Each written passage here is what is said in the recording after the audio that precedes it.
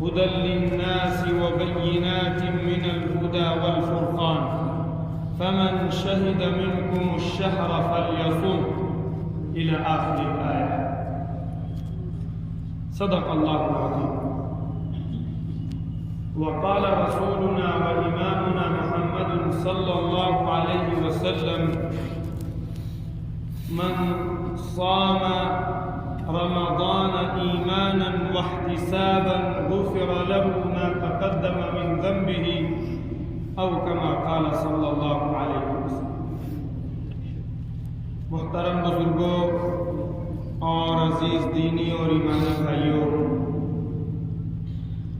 جیسا کہ اس سے پہلے یہ بات بتلائی گئی تھی کہ رمضان کا استقبال ہمیں اپنے اچھے اعمال کے ذریعے سے اور اپنے آپ میں جو بھی ہماری عبادتیں ہیں ان عبادتوں میں اضافے کے ساتھ اور اپنے اوقات کو ابھی سے اس طور پر فارغ کرنے کے ساتھ کہ ہم رمضان کو پورا کا پورا وصول کر سکیں. اس لیے کہ حضور اکرم صلی اللہ علیہ وسلم نے ایک روایت میں ارشاد فرمایا گیا ہے کہ آپ صلی اللہ علیہ وسلم ایک مرتبہ تشریف لائے تو جب آپ نے منبر پر پہلا قدم رکھا آپ نے فرمایا آمین. پھر اس کے بعد دوسری سیڑھی پہ قدم رکھا آپ نے فرمایا آمین. پھر آپ نے تیسری سیڑھی پر قدم رکھا پھر فرمایا آمین. صحابہ رضی اللہ عنہم جنہوں نے آپ صلی اللہ علیہ وسلم کا یہ معمول نہیں دیکھا تھا. دوسری چیز یہ کہ آمین جب کہی جاتی ہے جب کوئی آدمی دعا کر رہا تو انہوں نے کوئی دعا بھی نہیں سنی تھی. آپ صلی اللہ علیہ وسلم خود دعا فرمائیں آمین کہیں یا کوئی اور صحابی دعا کرے اور آپ صلی اللہ علیہ وسلم آمین کہیں، ایسی کوئی بات نہیں تھی. تو صحابہ رضی اللہ عنہم نے پوچھا کہ اللہ کے رسول صلی اللہ علیہ وسلم آج ہم نے آپ کو آمین فرماتے ہوئے سنا جیسا کہ جبکہ آپ کا ایسا معمول نہیں. اس وقت آپ صلی اللہ علیہ وسلم نے ارشاد فرمایا اور یہ 3 بددعائیں بددعا دینے والا جبریل امین فرشتہ اور آمین کہنے والے ہم سب کے آقا حضور اکرم صلی اللہ علیہ وسلم. ظاہر سی بات ہے کہ اس کے قبول ہونے میں کسی قسم کا کوئی تردد اور کوئی شک شبہ نہیں.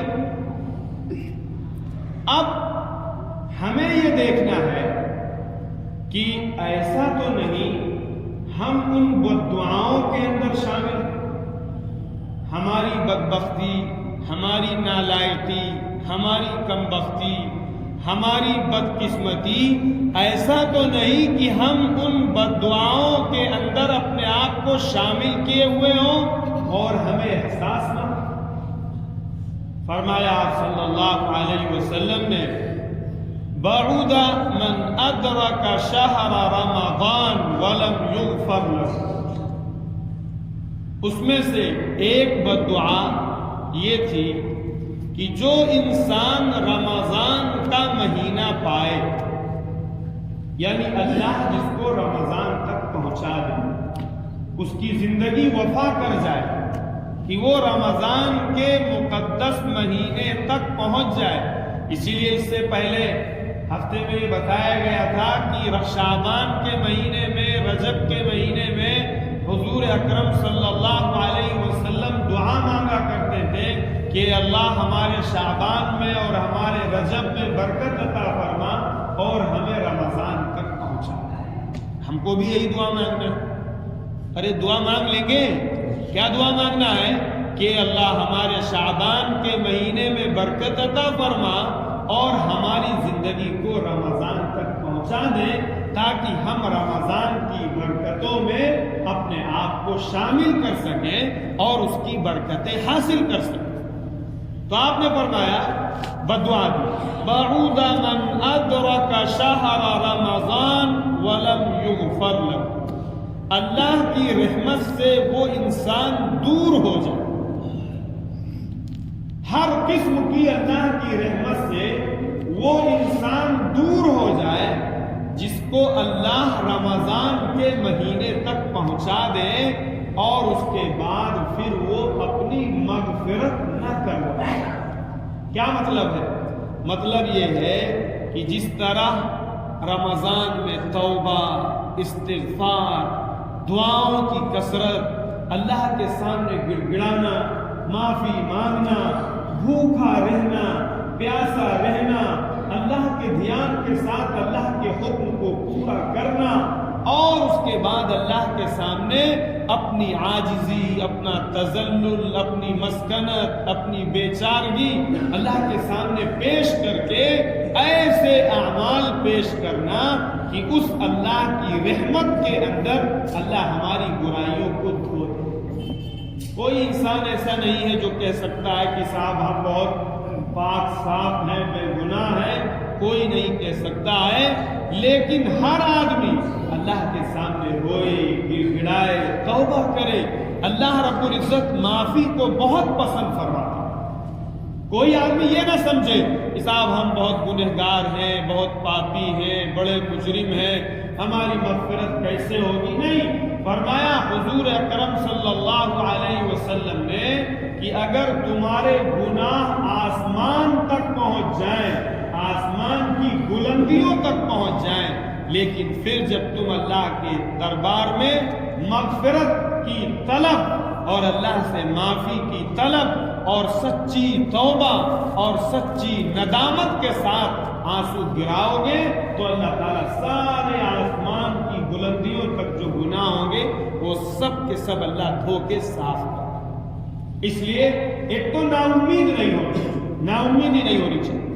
دوسری چیز جو فرمائی گئی کہ اور اس میں ہمیں سکھایا گیا کہ ہمیں کن اعمال کی کثرت کرنا ہے، کیسے اپنی مغفرت کروانا ہے، اس کے طریقے سکھائے گئے. فرمایا حضور اکرم صلی اللہ علیہ وسلم نے من قام رمضان ومن صام رمضان ایمانا واحتسابا غفر له ما تقدم من ذنبه. کہ جو انسان مرد ہو یا عورت ہو جو روزہ رکھے اور اللہ کے سامنے تراویح کی نماز میں کھڑا ہو، قیام کرے، فرمایا دو شرطوں کے ساتھ لیکن ہے. یہ دو شرطیں ہونی چاہیے.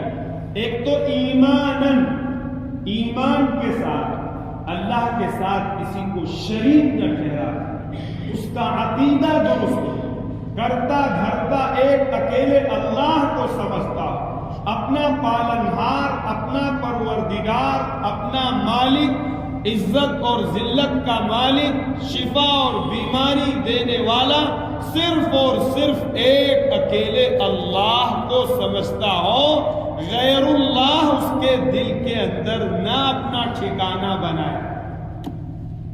دکان سے پلنا، کاروبار سے پلنا، ملازمت سے پلنا اور جو مختلف اسباب ہیں ان سے نہ پلنے کا، بلکہ ہر چیز یہ سمجھے کہ اللہ کی طرف سے طے شدہ ہے اور ہر چیز اللہ کے حکم اور اللہ کے فیصلے سے ہوتی ہے. الا لہ الخلق والامر، پیدا کرنا بھی اسی کا کام ہے اور اس پر آرڈر کا چلانا بھی اسی کا کام. یہ دماغ میں کسی دنیا کی لگڑی اپاہی اور بے مروت بغیر کسی اس کے جو چیزیں ہیں حکومتوں کی شکلوں میں، پارٹیوں کی شکلوں میں، جماعتوں کی شکلوں میں، اسباب کی شکلوں میں، وسائل کی شکلوں میں، مسلمان کو یہ بات اس کے دل و دماغ کے گوشے گوشے میں بیٹھی ہونی چاہیے کہ ساری چیزوں پر کرتا دھرتا اور ساری چیزوں پر حکمرانی اگر کسی کی چلتی ہے تو وہ صرف اور صرف ایک اکیلے اللہ۔ بڑی بڑی بادشاہت آئیں، بڑی بڑی سلطنتیں آئیں، بڑے بڑے تیس مار خاں آئے، بڑے بڑے لال بجھکڑ آئے اور بڑے بڑے ظالم و ستمگر آئے، لیکن خدا نے کچھ مہلت دی۔ کیا دیا؟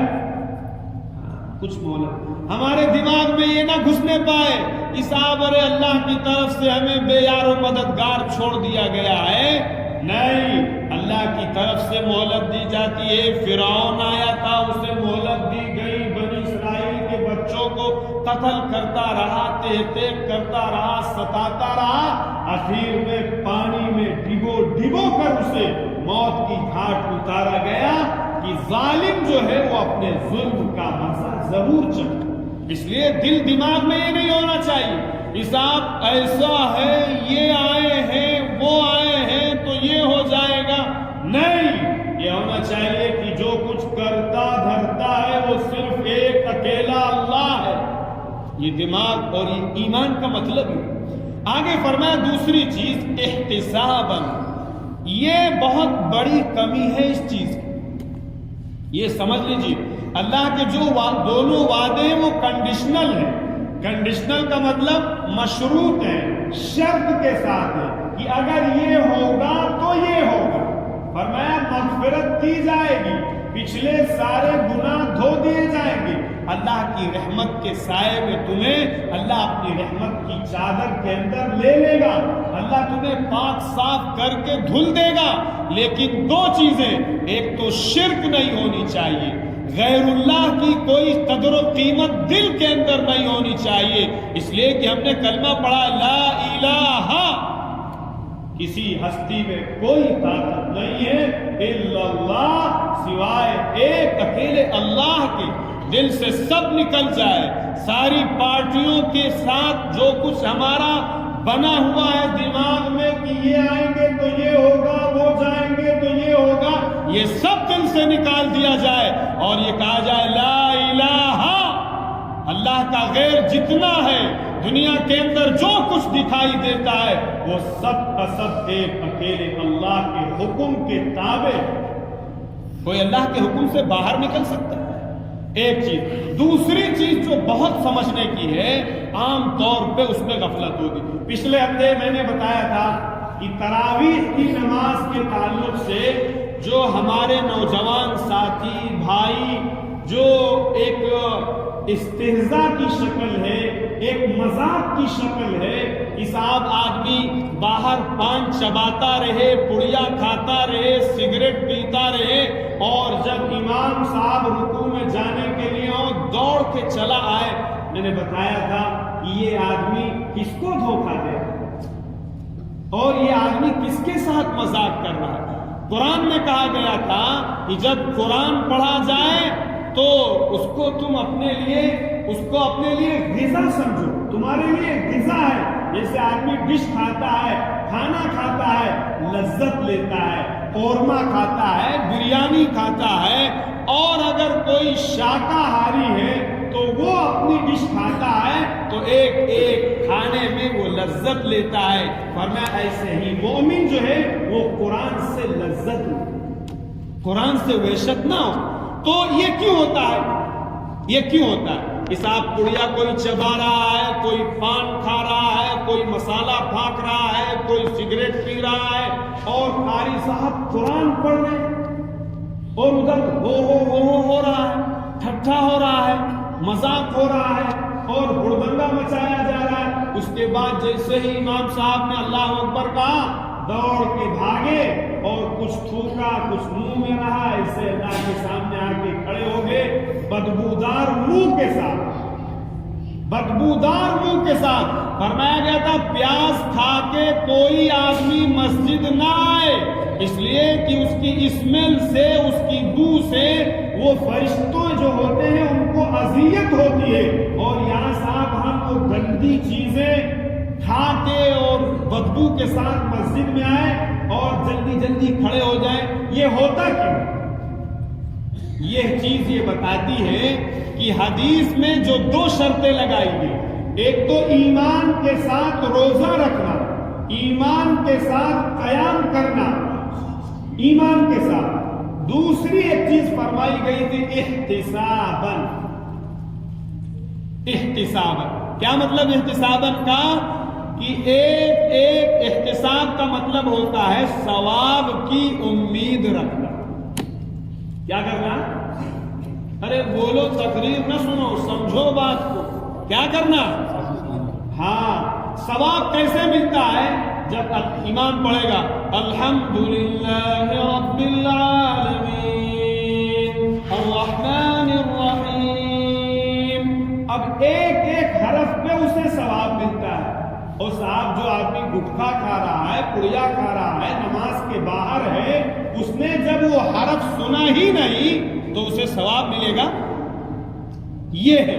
فرمایا دوسری چیز، آدمی کھڑا ہو اور اس کا دماغ میں یہ ہو کہ یہ اللہ کا کلام پڑھا جا رہا ہے، ایک حرف پر اللہ میرے لیے نیکیاں لکھ رہا ہے، اسے ثواب کی امید ہو. رکوع میں جائے، سجدے میں جائے، تسبیح پڑھے تو اسے محسوس ہو کہ اللہ ہمارے اکاؤنٹ میں نیکیاں بڑھا رہا ہے. ہم کھڑے ہیں اللہ کے سامنے، ہمارے پیروں میں درد ہو رہا ہے، اللہ تعالیٰ ہماری اس اذیت پر، ہمیں اس تکلیف پر صبر کرنے پر اللہ تعالیٰ ہماری نیکیاں بڑھا رہا ہے. فرمایا بھوکا ہے آدمی، پیاسا ہے آدمی، لیکن اسے ثواب کی امید ہو کہ ہم ثواب کی وجہ سے بھوکے ہیں، ثواب کی وجہ سے پیاسے ہیں، کہ اللہ تعالیٰ اس کے بدلے میں اپنی خوشنودی دے گا، اللہ تعالیٰ اس کے بدلے میں ہماری مغفرت کرے گا، اللہ تعالیٰ اس کے بدلے میں ہم پر رحمت کرے گا، اللہ تعالیٰ اس کے بدلے میں ہماری گردن کو دوزخ سے آزاد کرے گا، اللہ تعالیٰ اس کے بدلے میں ہمارے لیے جنت کا فیصلہ کرے گا. آدمی عمل کرتا رہے اور یہ ثواب کی امید لگائے رہے. اگر ثواب کی امید نہیں ہے تو پھر یاد رکھیے حدیث میں یہ بھی کہا گیا ہے رب صائم، بہت سارے ایسے روزے دار ہوں گے، روزہ جن کی روٹین میں آ جائے گا، روزہ جن کی عادت میں آ جائے گا. فرمایا کہ ان روزے داروں کو بھوکا رہنے کے سوا کچھ نہیں. ایک آدمی روزہ رکھتا ہے، میں بالکل کھل کے آپ کو بتاتا ہوں تاکہ سمجھیں بات. روزہ رکھتا ہے اور روزہ کاٹنے کے لیے وہ آدمی موبائل پہ گیم کھیلتا ہے، اپنے وقت کو ضائع کرتا ہے. فرمایا ایک آدمی روزہ رکھتا ہے اور جب افطار کرتا ہے تو حرام مال سے افطار کرتا ہے. ایک آدمی روزہ رکھتا ہے، روزہ رکھنے کے بعد جہاں 4 آدمی بیٹھ کے غیبت شروع کر دی، چغلی کرنے لگے کہ صاحب فلانے ایسے ہیں، ڈھماکے ایسے ہیں، اور اسی میں صاحب کئی گھنٹے کاٹ دیا. فرمایا حدیث کے اندر صاحب ایسے روزے داروں کے لیے سوائے بھوکا رہنے کے کوئی نیکی نہیں. یہ حدیث ہے. حدیث ایسا نہ ہونے پائے کہ ہمارا روزہ ضائع ہو جائے، ضائع نہ ہونے پائے. روزہ رکھے آدمی اور اس کے بعد اپنے صبح سے شام تک اپنا شیڈیول بنائے. کسی کی غیبت سے بہت سارے علماء کے نزدیک روزہ ٹوٹ جاتا ہے. حضور اکرم صلی اللہ علیہ وسلم کے زمانے میں 2 عورتوں نے روزہ رکھا اور اس کے بعد ان کو بہت زیادہ دشواری ہونے لگی. روزہ لگتا ہے جس کو ہم آپ بولتے ہیں، روزہ لگنے لگا. آپ صلی اللہ علیہ وسلم نے ان کو بلایا اور بلانے کے بعد ایک پیالہ دیا اور فرمایا اس میں طے کرو. جب ان لوگوں نے طے کیا اس میں تو تازے گوشت کے لوتھڑے نکلے۔ آپ صلی اللہ علیہ وسلم نے فرمایا کہ تم لوگوں نے غیبت کی ہے جس کی بنیاد پر گویا کہ تمہارے مردہ بھائی کا گوشت کھایا ہے جس کے لوتھڑے تمہارے منہ سے باہر ہیں۔ اس لیے غیبت سے بچنا ہے، چغلی سے بچنا ہے۔ جو لوگ ٹائم پاس کرتے ہیں ٹائم نہ پاس کیجیے، آپ مسجد میں آ جائیے، اعتکاف کی نیت سے آرام کر لیجئے، آپ مسجد میں آ جائیے، قرآن کا ایک پارہ پڑھ ڈالیے۔ نہیں قرآن پڑھ پاتے ہیں، نہیں آپ قرآن جانتے ہیں، آپ قرآن کھولیے اور اللہ کی کتاب کو دیکھیے اور اس پر انگلی پھیرتے رہیے اور آنکھوں سے آنسو بہاتے رہیے کہ اللہ یہ تیرا کلام ہے۔ ہم نے دنیا میں تو بہت کچھ سیکھا، بڑے بڑے کاروبار سیکھے اور بہت بڑا صاحب علم اور ہنر سیکھا اور بہت ساری چیزیں سیکھا اے اللہ، لیکن تیرے کلام کو نہ سیکھ سکا۔ اے اللہ یہ بھی سچ ہے، اے اللہ تیری بات یہ بھی سچ ہے، یہ بھی سچ ہے۔ یہ تو کر سکتے ہیں کہ یہ بھی نہیں کر سکتے؟ طریقہ ہو، اللہ کو ہو سکتا ہے یہی ادا پسند آ جائے کہ یہ میرا بندہ اپنے آپ کو بھوک کی حالت میں یہ میری کلام کی تصدیق کر رہا ہے کہ یہ بھی سچ ہے، یہ بھی سچ ہے، یہ بھی سچ ہے۔ ہو سکتا ہے اللہ تعالیٰ اس کے سچ کہنے کی وجہ سے اس کو سچے لوگوں کی اور صدیقین کی فہرست میں شامل کر۔ اس لیے فرمایا کہ آپ مسجد آ جائیے، تسبیح پڑھیے، سبحان اللہ پڑھیے۔ اور بہرحال بات مختصر کرتے ہوئے فرمایا گیا تھا کہ یہ جو مہینہ ہے اس مہینے کے اندر 4 کلمات کی کثرت کرنا ہے۔ 4 کلمات ایسے ہیں جو ہر مومن کو یاد ہوں گے۔ اگر کسی کو نہ یاد ہو تو کسی حافظ جی کے پاس، کسی سمجھدار آدمی کے پاس بیٹھ کے وہ 4 کلمے یاد کرے۔ ہاں 4 کلمے یاد کرے۔ فرمایا لا الہ الا اللہ، ارے کہو یاد ہے سب کو؟ فرمایا لا الہ الا اللہ کی کثرت کرنا ہے، اور صرف ایسے نہیں لا الہ الا اللہ بلکہ دماغ کے اندر لا الہ الا اللہ کہ اللہ کے سوا کوئی معبود نہیں، کوئی عبادت کے لائق نہیں، کوئی پرستش کے لائق نہیں، کوئی عزت دینے والا نہیں، کوئی تفوق دینے والا نہیں، کوئی کچھ بھی کرنے والا نہیں۔ اس استحضار کے ساتھ اور اس یقین کے ساتھ کیا پڑھنا ہے؟ ہاں لا الہ الا اللہ، فرمایا یہ پڑھنا ہے۔ اور لا الہ الا اللہ ایک یہ پڑھنا ہے، دوسرا پڑھنا استغفر اللہ۔ کیا پڑھنا ہے؟ کہو دوست سے کہو، جس کو نہ یاد ہو یاد کرنا ہے استغفر اللہ۔ یہ شعبان میں ہم آپ مل کے رمضان کی تیاری کر رہے ہیں۔ ہاں تیاری کرنا ہے ہمیں رمضان کی۔ استغفر اللہ، اور استغفر اللہ اس طرح پڑھنا ہے کہ اے اللہ ہم بہت گنہگار ہیں، اے اللہ ہم بہت پاپی ہیں، اے اللہ ہر گھڑی ہم نے گناہ کیا ہے، اے اللہ گناہوں میں لت پت ہیں، اے اللہ گناہوں میں ڈوبے ہوئے ہیں۔ یہ دل میں ہو اور زبان سے کیا ہو؟ بولو استغفر اللہ۔ تو یہ 2 کلمے ہو گئے، لا الہ الا اللہ اور دوسرا استغفر اللہ۔ فرمایا تیسرا کلمہ اسألک الجنہ، اے اللہ میں آپ سے جنت کا سوال کرتا ہوں۔ آدمی کے دماغ میں یہ ہو کہ میں اپنی عبادت سے، اپنی ریاضت سے، اپنے روزے سے، اپنی تسبیح سے، اپنی تلاوت سے، اپنے صدقے سے، اپنے خیرات سے، اپنے سجدوں سے اور اپنی تمام جانی مالی عبادتوں کے ذریعے سے ہم جنت کو نہیں خرید سکتے۔ ایک سجدہ ایسا نہیں ہوگا جو ہم نے اللہ کے دھیان کے ساتھ کیا ہو، ایک نماز ایسی زندگی میں نہیں ملے گی جو ہم نے اللہ کے دھیان کے ساتھ استحضار کے ساتھ پڑھی ہو۔ فرمایا نماز ایسے پڑھا کرو گویا کہ یہ تمہاری آخری نماز ہے۔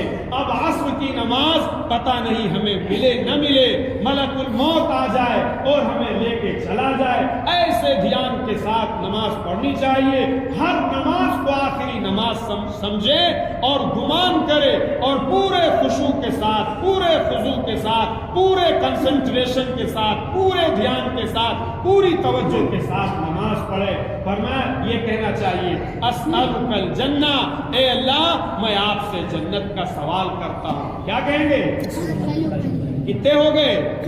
3 ہو گئے۔ پہلا کیا ہے؟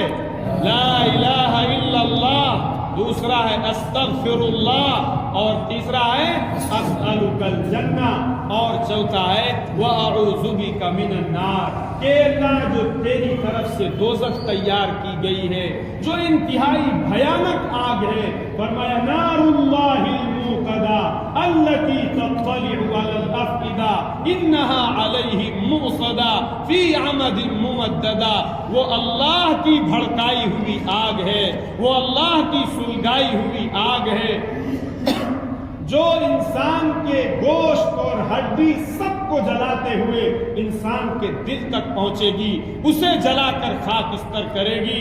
فرمایا اے اللہ تو میں تجھ سے اس آگ سے پناہ مانگتا ہوں کہ تو ہمیں اس سے بچائے رکھ، وَأَعُوذُ بِكَ مِنَ النَّارِ، کہ میں دوزخ سے اے اللہ تیری پناہ مانگتا ہوں۔ تو یہ 4 کلمات ہر مسلمان کو خوب کثرت سے پڑھنا ہے۔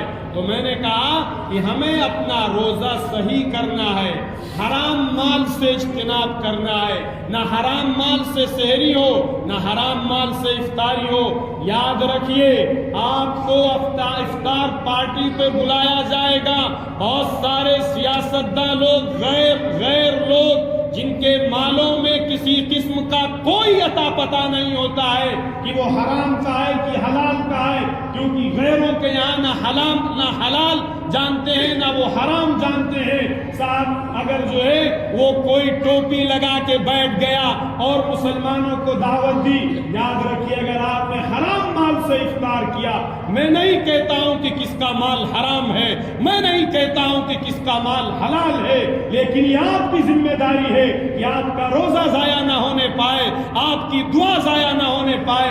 ایک لقمہ اگر آپ حرام کا کھا لیں گے، صاحب افطار پارٹی ہے، الیک سلیک کے لیے آپ وہاں چلے گئے، آپ نے وہاں شرکت کر لی، آپ نے حرام لقمے کھا لیے، یاد رکھیے کہ ہو سکتا ہے پورا رمضان گزر جائے، آپ اللہ کے سامنے گڑگڑاتے رہے، آپ اللہ کے سامنے آنسو بہاتے رہے، آپ سحری کے وقت اپنا سر خدا کی بارگاہ میں زمین پہ رکھ کے روتے رہے اور زمین تر ہو جائے اور فرشتہ یہ کہے انا لک الاجابہ، اے رونے والے بندے تو نے جو کھایا ہے وہ حرام کا مال کھایا ہے، تو نے جو کپڑے پہنے ہیں وہ حرام مال سے کپڑے بنے ہوئے ہیں، تیری رگوں میں جو خون دوڑ رہا ہے وہ حرام مال کا خون دوڑ رہا ہے، تیری دعا تیرے سر کے اوپر نہیں جا سکتی۔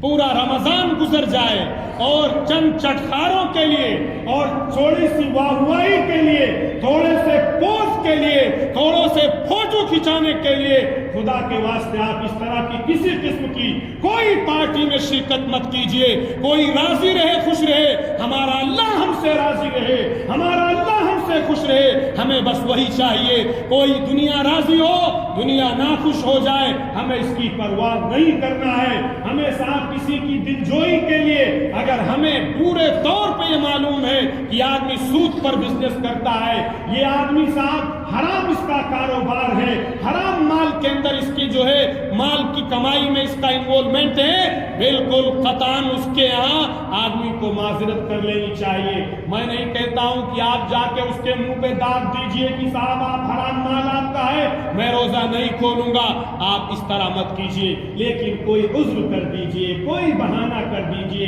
اچھے طریقے سے آپ اپنا ایکسکیوز پیش کر دیجئے کہ بھائی میرے گھر میں ایسا مسئلہ ہے اس لیے میں نہیں آ سکتا ہوں۔ دل بھی نہ ٹوٹے، دل بھی نہیں توڑنا ہے، لیکن دل جوڑنے کی وجہ سے صاحب ان غیروں کی پارٹیوں میں جا کے وہاں اچٹنے کی اور وہاں جا کے ساتھ بریانی کھانے کی قطعاً اس کی اجازت نہیں ہے۔ اگر آپ چاہتے ہیں کہ آپ کا روزہ محفوظ رہے اور اگر آپ چاہتے ہیں کہ صاحب ٹھیک ہے ہمیں بھوک کے سوا اور کیا چاہیے روزے سے، پھر آپ آزاد ہیں، جیسا آپ کا جی چاہے ویسا کیجئے۔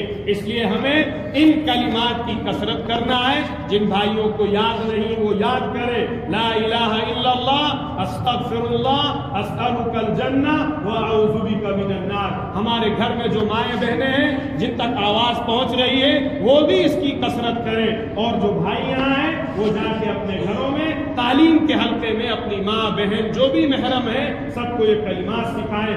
ایسا لگے کہ ہمارے گھر کا ہر بچہ رمضان کا استقبال کر رہا ہو, ہمارے گھر کا ہر بچہ دعاؤں کے ساتھ جو ہے وہ رمضان کا استقبال کر رہا ہو, تاکہ ہمارا گھر اللہ کی برکتوں کا مورد بنے, اللہ کی رحمتوں کا مورد بنے. اللہ تعالیٰ ہم سب کو رمضان کے مہینے تک پہنچنے کی توفیق عطا فرمائے, اور ہمارے اس میں جو بھی اعمال ہوں ایمان کے ساتھ اور احتساب کے ساتھ کرنے کی توفیق عطا فرمائے. وآخر دعوانا الحمدللہ.